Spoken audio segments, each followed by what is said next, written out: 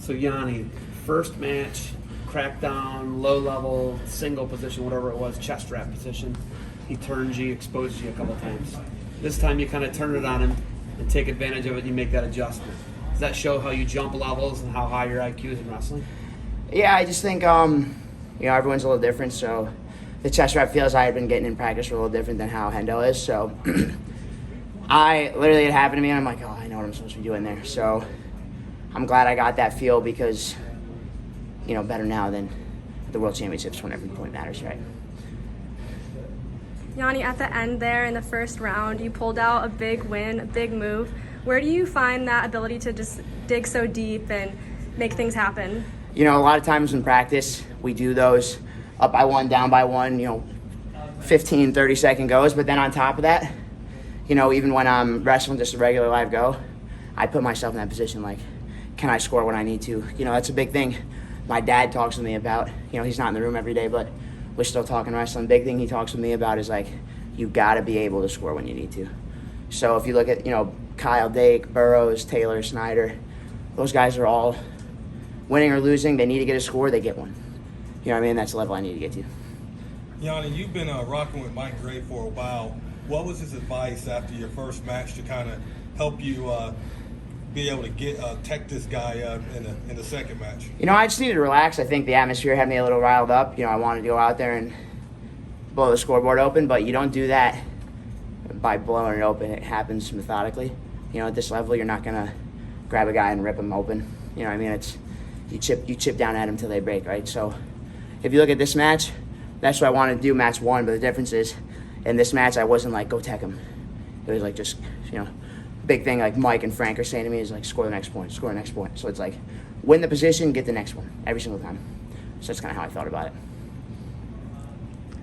What's it like to see Spartan keep growing, getting so much, bringing these different guys in and just kind of thriving on the big stage like today? On the club end, I mean, this is awesome. We're gonna have, I bet my life on Gwiz and Kyle tonight. So that would put 6 guys on the world team between age levels and the senior level. So, that's huge, right? That means to me that we're doing the right things. If you look at what we were doing, 5-6 years ago, we were putting guys on the team maybe, but not 6. And I think that's a huge testament to the people around us, on the coaching end, and also kind of what we're doing for each other to build this up. New York guy, what's it like to compete on this kind of stage here in MSG? It's fun, man. You can tell crowd rides the Yianni slant a little bit. So, it's fun when you score and it blows up and they're chanting "Let's go Yianni" during the blood times. Maybe that's unrealistic for the World Championships, but it's fun. It's fun. It feels like wrestling in the NCAA tournament or a home duel again, right? Where it's that kind of electric crowd. It's awesome every single time. What did you take out of 2021 that's propelled you forward? I've always been really serious with my wrestling technique, but I think there was a little professionalism that I didn't even understand existed with my, strength training, lifestyle, diet, all that stuff, right?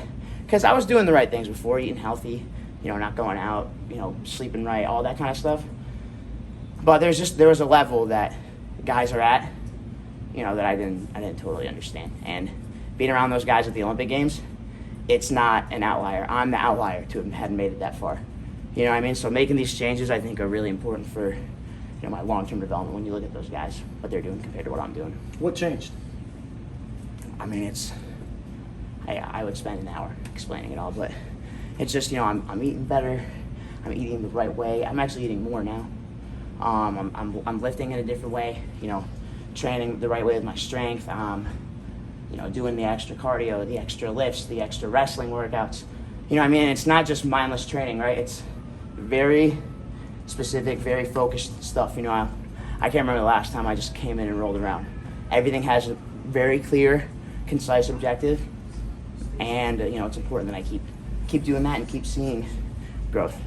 65 and 66 kilos in the United States of America. I know you know this. You're a really intelligent guy. Coach Zadek, I believe, is the last person to win a medal for us in 2006. I know that's on your mind. It has to be at some level because you're pretty particular to details and you want to win. I'm around so many successful people.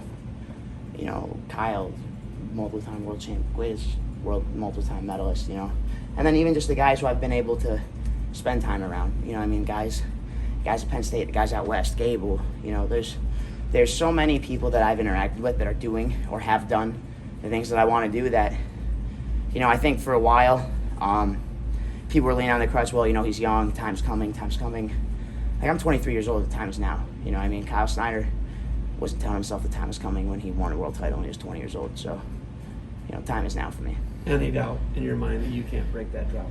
No, I mean, am I going to be thinking about it when I wrestle? 100% not. But if I didn't believe in myself, I can't expect anyone else to. So I wholeheartedly believe I can do what I need to do.